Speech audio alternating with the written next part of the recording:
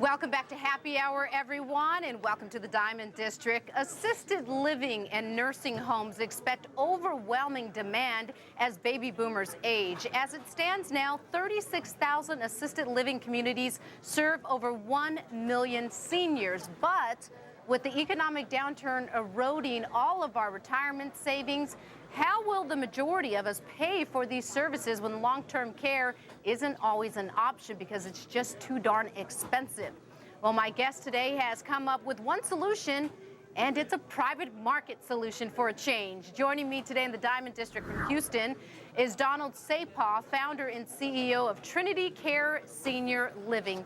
Don, thanks so much for joining me in the Diamond District. So give us a quick snapshot of exactly what Trinity Care Senior Living does. Thank you, Rebecca. It's a pleasure to be back with you. At Trinity Care, we develop, manage, and own affordable, faith-based senior living communities. So under one roof, we will have independent living, assisted living, and memory care all in one building, so I can care for a senior adult really for a very long period of time.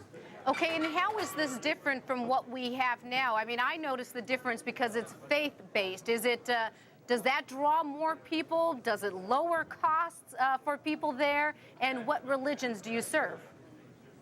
It does, and frankly, we serve all religions. We are cross-denominational.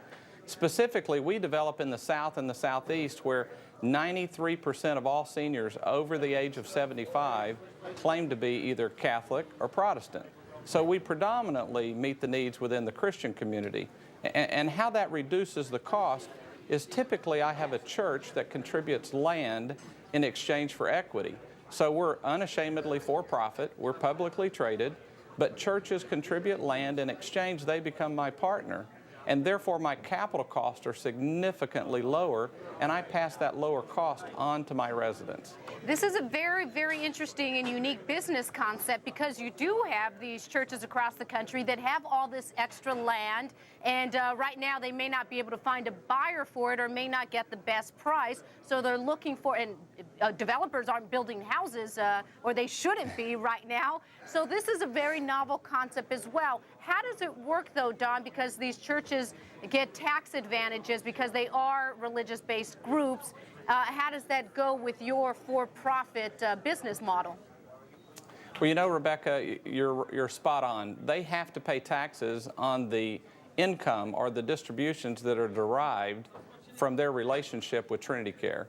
So it is a business venture for a church, but it's also a ministry for that church. So the church sees this as an opportunity to expand their ability to care for senior adults, but at the same time, it allows them to generate additional income. And as you mentioned a moment ago, you know, you have a church that has land that's collecting rainwater, and they can't sell it in today's market.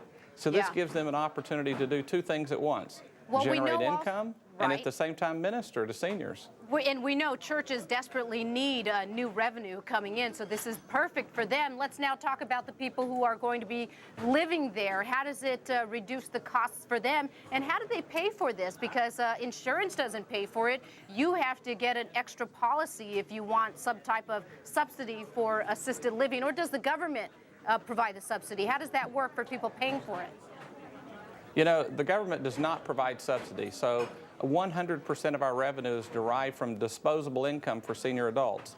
The average independent living resident is about 75 years old, and assisted living is 85 years old. Their income is derived from Social Security, obviously from some retirement income, because many seniors have actually planned for their retirement. And then third, seniors will sell their primary residence. So they'll sell their home, their car, and those assets become cash, and when they sell that, they take that cash and they annuitize it. So they're the three sources of income, and none of those involve the government. So we don't have Medicare or Medicaid, nor do we have any other type of subsidy that comes into play.